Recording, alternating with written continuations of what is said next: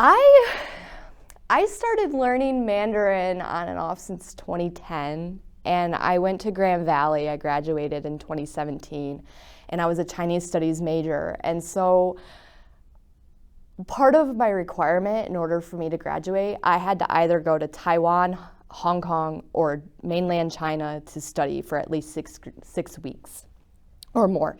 So I joined a faculty-led program in 2016, and I fell in love with being there. I felt like my 6 weeks wasn't enough time, and I was doing anything I could to get back.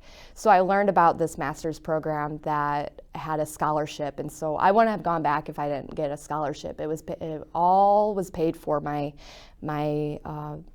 housing on campus, my tuition, life insurance. I even got a stipend every month for 2 years, and then I just decided to stay an extra year to work on my thesis. And I was involved with some autism-related advocacy when I was there. I have a lot of connections. I say more connections in Shanghai than I had here before I started my disability advocacy career.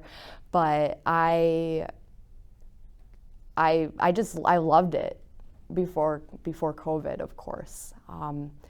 I had good and I had bad experiences, and all of it really shaped me into who I am today.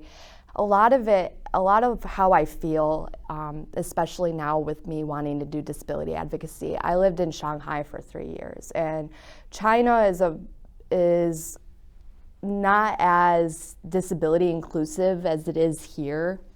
So a lot of my experiences there really made me want to get involved in disability advocacy.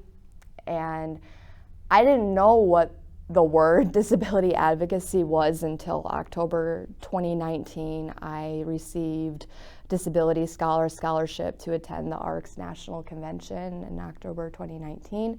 So I flew from Shanghai to DC for 2 weeks to attend that, and that changed my life. It was my solidified decision that I am going to come home after I graduated, and I wanted to get involved. And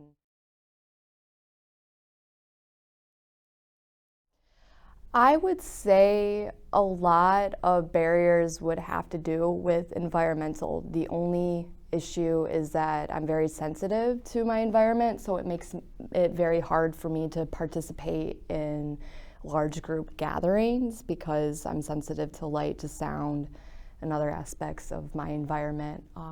There was a really great event that happened that made me feel very included. That happened this year in February. I had never been to a hockey game, and the Griffins were hosting a night with, I'm trying to remember what it was called. It was Hockey Without Borders or something like that, and they made it a sensory-friendly night for people with disabilities, and I was able to go with my dad, and I had a great time. And they ended up turning off all the bright flashing lights, and they ended up turning down the blowhorns down a bit so it wasn't too loud. And so that was really great to be able to go to a community event and have that accommodations, because before I wasn't able to really go to a hockey game because of how loud it gets. And so I'm very happy that the Griffins had that.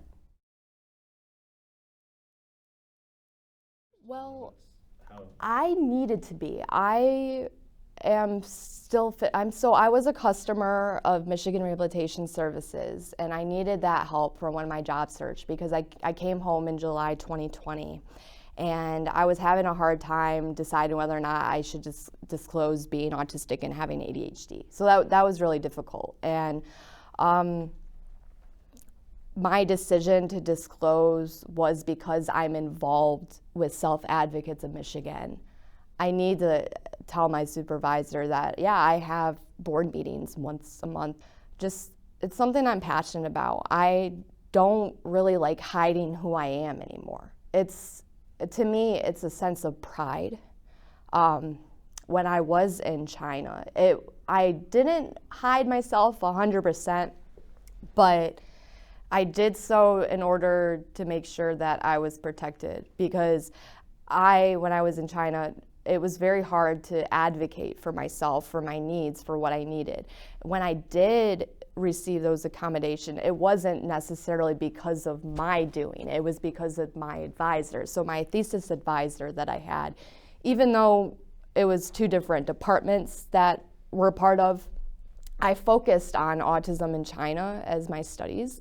And she's from the special education department. And so with her ability to help advocate for me was the only way I was able to receive some services and things that I needed in order for me to be able to live comfortably when I was there. And I think about that and just not being open and then coming home, because we have ADA and we have the ability to disclose. And if there is any possible discrimination, that is against ADA, and that can be a lawsuit. So I know that, well, my supervisor, when I started working, and I had some accommodations that I requested, but it wasn't until I got to the office that I realized, all right, I need this light removed. I need to have this. I need to have that. And they've been more than willing to help me, and that I'm very lucky and very happy about, because I was working in like dining services before I went to China, and so the workload for that was very fast-paced and on the move and everything, and I didn't really have a choice in saying what kind of accommodations I needed. I did express, and my boss did know 2 weeks after I got the job, that I disclosed to her that I have a disability.